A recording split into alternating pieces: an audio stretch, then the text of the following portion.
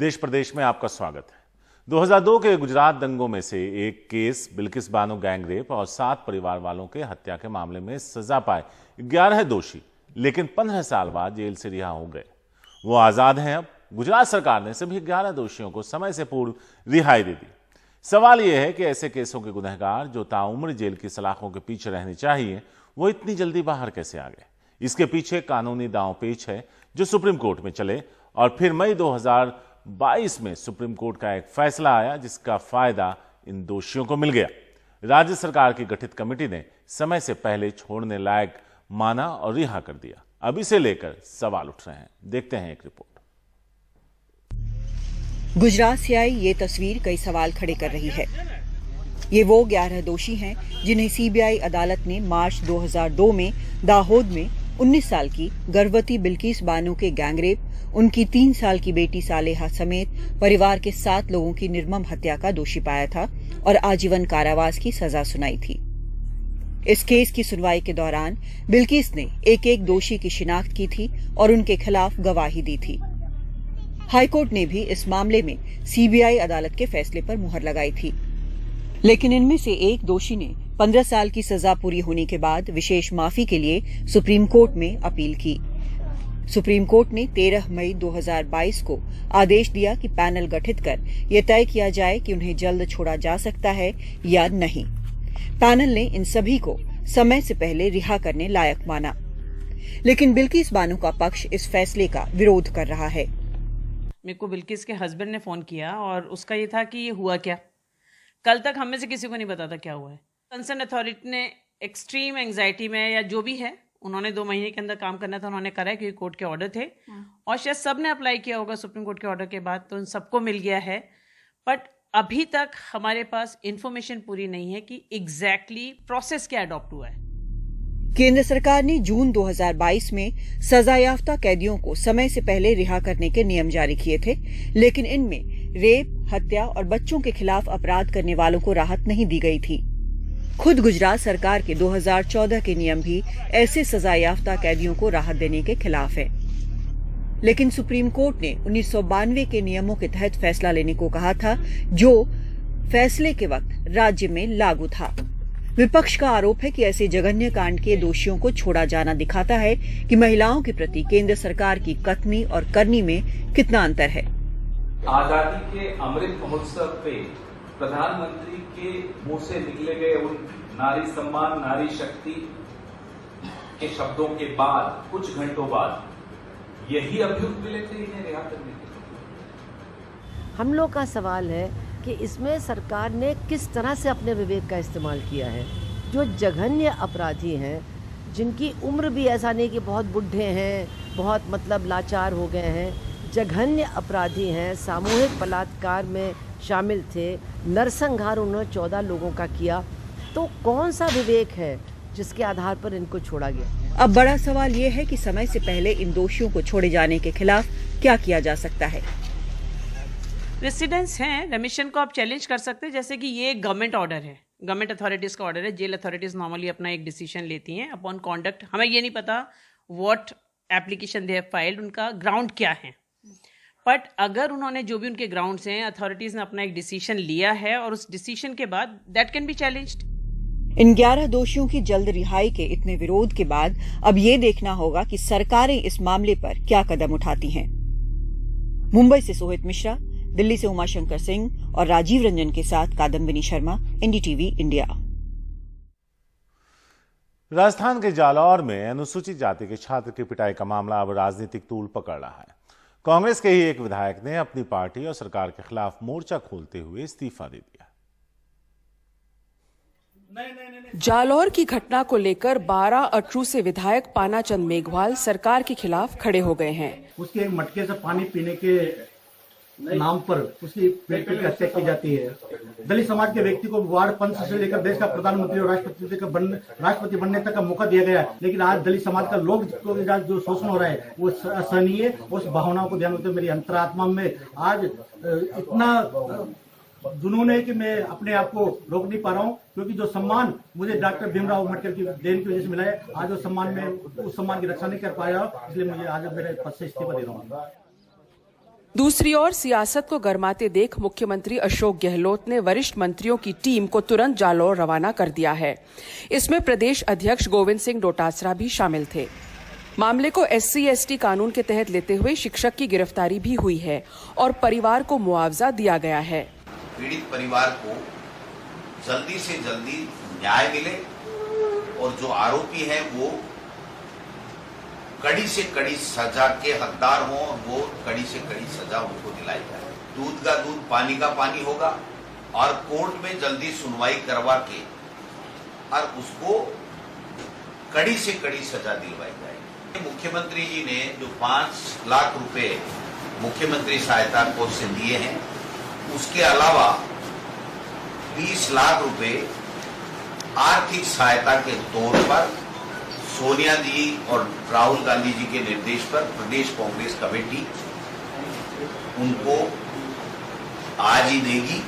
दूसरी ओर सचिन पायलट भी तुरंत जालौर पहुंच गए। लेकिन जो घटना हुई है उसका संज्ञान लेकर उसको उचित कार्रवाई करनी पड़ेगी और भविष्य में खासकर हमारे दलित आदिवासी समाज के लोग, भाइयों बहनों को, परिवारों को ऐसा ना लगे कि उनके लिए जो हम लोगों ने प्रावधान करे हैं वो कहीं कमजोर हैं, क्योंकि कहीं ना कहीं कमी होगी तभी तो लोग बार बार इस प्रकार की घटनाओं को अंजाम दे रहे हैं। इस प्रकार की घटनाओं से बहुत मनोबल कमजोर होता है, लेकिन हम सब साथ खड़े हैं दलित समाज के और उन सब लोगों को न्याय दिलाने के लिए कोई कसर नहीं छोड़ेंगे। जो मदद है, सहायता है, सहयोग है, वो भी हम लोग करवाएंगे।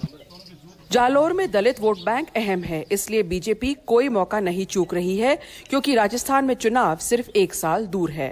घटना राजस्थान के अंदर हर रोज हो रही है और हर रोज इसलिए हो रही है क्योंकि बार बार जो जिम्मेदारी राज्य सरकार की है वो जिम्मेदारी राज्य सरकार नहीं निभा रही। गहलोत साहब ने जालौर की घटना पे क्या कहा? उन्होंने कहा ये तो छोटी सी बात है, कन्हैया की गर्दन काट दी गई। गहलोत साहब कहते हैं ये तो साधारण हत्या है। तो इनके लिए बड़ा मामला कौन सा है? जाहिर है इस घटना से पूरा राजस्थान हिल गया है।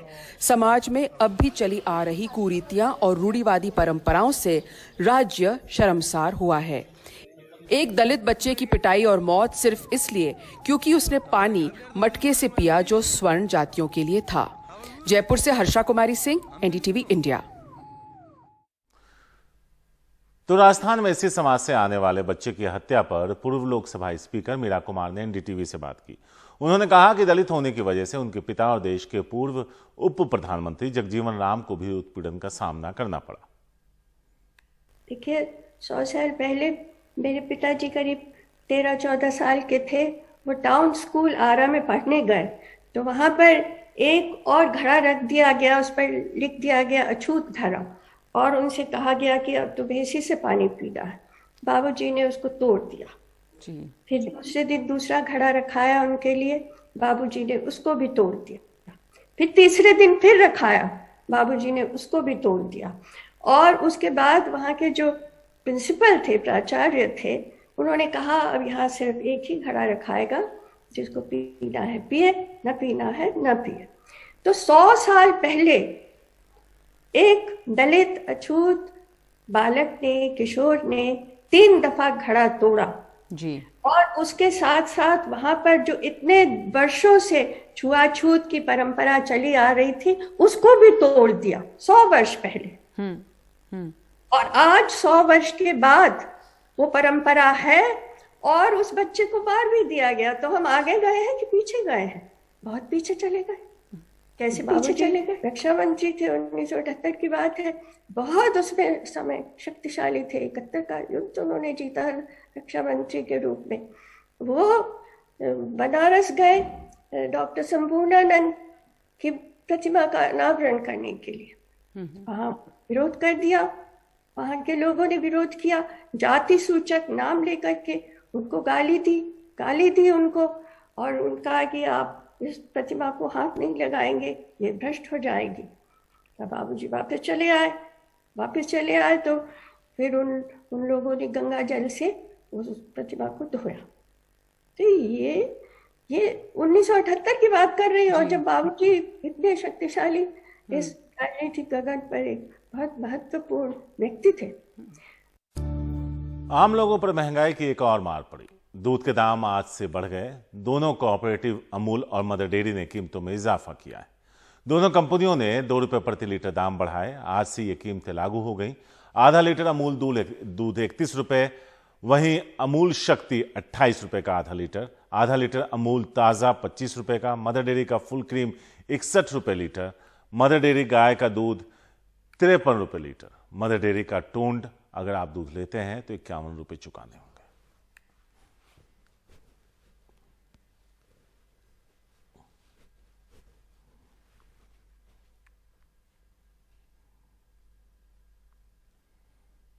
मध्य प्रदेश के ज्यादातर शहरों में तेज बारिश हो रही है। नर्मदा, चंबल, बेतवा, ताप्ती, शिप्रा उफान पर हैं। छोटी नदियां और नाले भी उफान पर हैं। कई बांधों के गेट खोलने पड़े। भोपाल से 2 दिनों से लगातार बारिश हो रही है, जिसकी वजह से सरकारी और प्राइवेट स्कूलों में छुट्टी का ऐलान कर दिया गया है।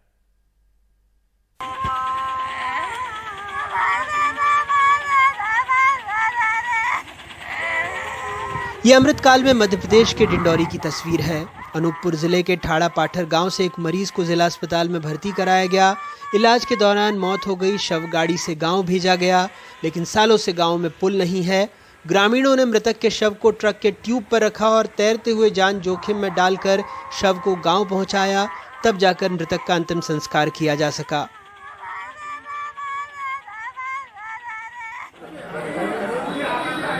भारी बारिश में शिवपुरी के पुराने बस स्टैंड के पास रिहायशी कॉलोनी में 8 फीट लंबा मगरमच्छ घूमने निकल पड़ा। वन विभाग का कहना है कि शिवपुरी शहर में 3 अलग अलग जगहों पर मगरमच्छ नाले से निकलकर कॉलोनियों में जा घुसे हैं। नेशनल पार्क की टीम ने एक जगह से मगरमच्छ का रेस्क्यू कर लिया। भोपाल में रविवार रात से ही पानी गिर रहा है, जिसके चलते राजधानी में जगह जगह जल जमाव के हालात हो गए हैं। भोपाल में कलियासोत डैम के सभी 13 गेट खोल दिए गए हैं। बड़ा तालाब और भदभदा का लेवल बढ़ने के बाद भी गेट खोलना पड़ा। भदभदा के भी 11 गेट खोलकर पानी छोड़ा जा रहा है। जबलपुर में भी बरगी डैम के 13 गेट खोले गए हैं। मंदसौर में शिवना नदी उफान पर है। पानी भगवान पशुपतिनाथ मंदिर के गर्भगृह में प्रवेश कर गया है। जिले के तमाम नदी नाले उफान पर होने की वजह से कई गाँवों का जिला मुख्यालय से संपर्क टूट गया है। विदिशा के कई गांवों से जिला प्रशासन और होमगार्ड के जवानों ने बेतवा और दूसरी नदियों से लोगों को रेस्क्यू कर सुरक्षित स्थान पर पहुंचाया है। नर्मदापुरम में नर्मदा नदी अलार्म लेवल को पार कर 967 फीट के स्तर के करीब पहुंच रही है, जिससे निचली बस्तियों में पानी भरने लगा है। तवा डैम में जल स्तर सामान्य आने तक भोपाल नागपुर नेशनल हाईवे को बंद कर दिया गया है। नर्मदा जी के कैचमेंट एरिया में मंडला डिंडोरी से लेके जबलपुर नरसिंहपुर तक, हरदा नर्मदापुरम से लेके सीहोर और रायसेन में भी काफी बारिश हुई है और इसके कारण हमारे सभी बांध भर गए हैं। मैं स्थिति पर लगातार नजर रखे हुए हूं। सभी जिलों के कलेक्टर, एसपी मेरे संपर्क में हैं। जहां पानी ज्यादा बढ़ने की संभावना है वहां एसडीआरएफ की टीमें भेज दी गई हैं, अलग अलग स्थानों पर रवाना की गई हैं। मैं एक ही आग्रह करना चाहता हूं कि आप प्रशासन की बात जरूर माने। मध्य प्रदेश पानी पानी है, ये प्रकृति की मार है, लेकिन कारम नदी पर बने 100 करोड़ के पुल को देखने पूर्व मुख्यमंत्री कमलनाथ और कांग्रेस के दूसरे नेता पहुंचे, जहां जनता का पैसा पानी में बहा। कमलनाथ कह रहे हैं ये भ्रष्टाचार है। पूरे प्रदेश में भ्रष्टाचार की दीमक लगी हुई है और ये एक उदाहरण है इस दीमक का। हर जिले में भ्रष्टाचार की जो व्यवस्था बनाई है, पंचायत से लेके मंत्रालय तक, ये केवल नाटक, नौटंकी, इवेंट मैनेजमेंट का जो ये करते हैं जनता का ध्यान मोड़ने के लिए, पर जो सच्चाई है ये तो सबके आंखों के सामने है। बीजेपी अपनी पीठ थपथपा रही है पानी निकालकर। पानी निकालने की आवश्यकता क्यों हुई? अगर सही डैम बना था तो पानी निकालने की आवश्यकता क्यों हुई? ये तो पहली बारिश थी, इसकी कोई डैम में नहीं है। पता नहीं कितने और डैम फूटेंगे, पता नहीं कितने पुलिया फूटेंगे अगले 1 साल में। वहीं बीना नदी पर करोड़ों की लागत से बना बेगमगंज हैदरगढ़ का पुल 3 फीट तक धंस गया, जिससे कई गांवों का संपर्क कट गया है। ये भी साक्षात भ्रष्ट सिस्टम का आशीर्वाद है। मध्य प्रदेश के कई हिस्से जलमग्न हो गए हैं। मुख्यमंत्री शिवराज सिंह चौहान लगातार समीक्षा बैठक कर रहे हैं ताकि कहीं पर भी कोई आपदा की स्थिति न बन पाए और राहत और बचाव के काम में देरी न हो। हालात ऐसे हैं कि अकेले विदिशा जिले में ही मंगलवार सुबह से लगभग 200 लोगों को रेस्क्यू किया जा चुका है। मध्य प्रदेश में अपने ब्यूरो सहयोगियों और भोपाल से कैमरा पर्सन रिजवान खान के साथ अनुराग द्वारी, एनडीटीवी इंडिया।